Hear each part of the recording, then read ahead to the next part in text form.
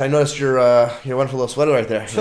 My buddy's company, Dark Squad. Oh, Dark Squad. Buddy Dynamo. Yeah, you ever dabble in the dark arts there? No, Marcus. No.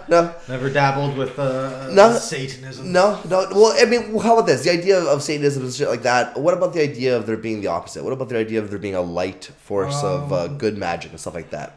Can't tell you that I'm the most religious person. Okay, yeah, let's get into spirituality. Yeah, were you raised in a spiritual way? There was religion based around me my whole life. Christianity and my grandmother's really religious. Okay. On my mom's side and both sides, they're both all religious and they believe in God and all that. And I was pushed with that as a kid. I did go to church a little bit, not a lot, not as much as my grandmother would have wanted me to. But I don't know. It's like. I definitely, at a young age, I would definitely like to believe that stuff. I remember this is actually a funny story. Me and my brother, if I'm on this podcast, bring this up to him, rewatch this enough to talk about this. But we went to and he knows this better than I do because he's older than me, but we went to this play, and it was all about the devil. Okay. And it was the scariest thing of my life. I felt like I was so young watching this play. We were sitting there in a theater watching this play. There I'm on stage and it's just this dark figure of the devil. And I just remember these red eyes. And as a kid, I was so fucking terrified of the devil. Actually so scared of just from that play. Not from any of the stories told. But we got to see this play and it's just very scary for me as a young kid. And my brother, I remember we were talking about this more recent. For me, it's one of those memories. I'm like, did we do that? Was that a real thing? And he's like, we definitely did that. And we were so scared as a kid. And I was like, yeah, I was definitely terrified. But so in that sense, I think it's was scared into us to believe it. It's oh shit, the devil's gonna come and get us, that type of shit. Okay. As I get older, I think it's more about just being a good human being. I like that. So really in that type of sense, it's like the whole story of Good Samaritan. That's part of the Bible as well. Just being a good neighbor to somebody. I think it's just qualities of life that being good to somebody will give you better than it'll take you a farther way than being a shit person. Yes. Right? And that's maybe where karma comes around. I don't know that whole circle. But well, I mean, there's the whole idea of as you through religion you'll be told the idea of heaven and hell at the end. Yeah. Then there's other religions and other ideas as well that I'm sure you're aware of. Yeah. What do you think happens though when it comes to afterwards? I would like to think this is where we talk about conspiracy and shit like that, and this is the biggest one. I feel in a lot of people's minds is what happens after. Well, that. The talk of the devil. Do you think there's a judgment? Do you think there's I would like to think. The person that the inner human in me that would like to think that we never die and we just keep going is I would love to think that I would die and be something else, whether it be another person I'm born and I'd have no recollection of my past life and I'm just reborn into this next person and live a different life, or I'm born as an animal or anything. Just the recreation of that would be an amazing thing to be actually true. I think that'd be super sick, magical, and a weird ongoing way. And I also think it would be fucking kind of dope to be an amazing person your whole life and be a good person and go to this so-called heaven that they've they've described to us, where it's just this magical place of what you want and everybody that's you can conceive is there. Yeah. Who wouldn't kind of want that? When they describe you as a kid, you're like, I can be with all these dead people that I think were amazing idols to me as a kid. Anybody from musical things. Yeah, for sure, for sure. You're in heaven and you're with these people just chilling. Just chilling? Yeah. Yeah, I'll do that.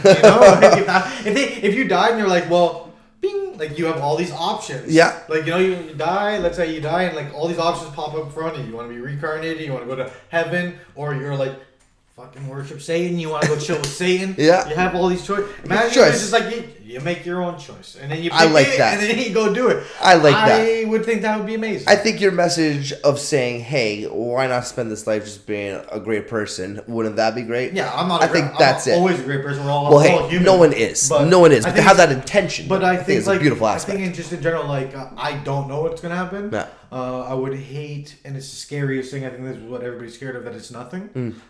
It's just death. Yeah. I've talked to my grandfather. This is a pretty interesting thing. My grandfather's had many different heart surgeries, triple bypass surgery. He had the worst heart surgeries, replacing veins because they're all clogged. Yeah. But he was clinically pronounced, I think, dead for like, I don't know, 10, 15 minutes. Whew, okay. Because they had to take out, his heart wasn't pumping. Yeah. It wasn't that long. I don't know exactly how long it was, but maybe like 10 minutes, I would say. Still. But yeah. But I asked him, like, I was like, more recently growing up, because like you ask, as you get older, you don't think about like, when you're a kid, you don't think about all the things you should like talk to your like elders about, and just like things that they've been through and like their knowledge on life and what they went through. And as I get older, I like to ask them these questions. So it's like, ask my grandfather, I was like, when you went through that surgery and you were clinically dead, what was there? Like, was there anything after there? Yeah. And he's like, well, no, it's just, I don't know. I woke up and it was just that. But it's like, is that like, and this is where it goes to some spiritual shit. Is that because they knew that, like, in a spiritual world, they knew that it wasn't his time to go? It wasn't his time to go, yeah. So maybe when they're in some spiritual realm, it'd be like, oh, we know you're going, and then now you get to see the light, or you get to see whatever is beyond the threshold of what our mind can kind of conceive, right? Yeah.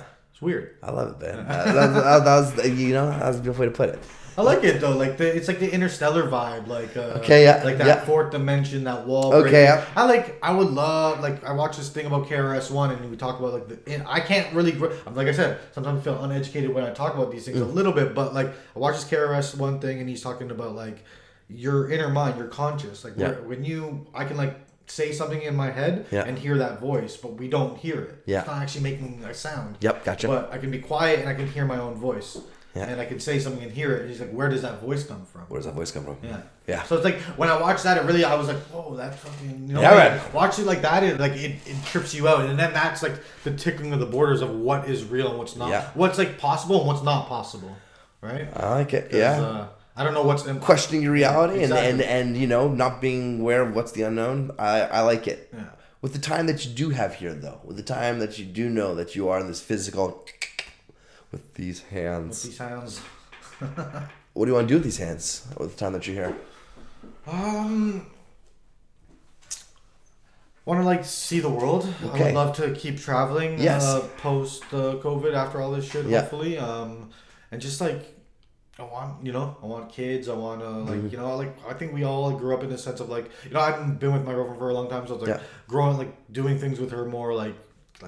Experiencing life in that sense. Traveling, experiencing life, it's fucking great. Growing up, like getting like, I feel like as a kid, we all, like, especially me, like I had this like idea in my head, or it's like, I feel like a lot of people have this idea in this head of how it's going to go. Yeah. And as you get older, you're like, shit, hey, dude. It doesn't happen how we all think it. That's what it is. Like, so it's like, it's about just like keep going and keep pushing for like these things that like you think you wanted as a kid, because you probably still want those things in the long run. Yeah. And just keep motivated in that sense. So it's like what I want to do. I want to see the world. I want to see more places. I want to experience more things. I want to just like life in general, man. Yeah, just man. Like, just be like happy for where I'm gonna be at.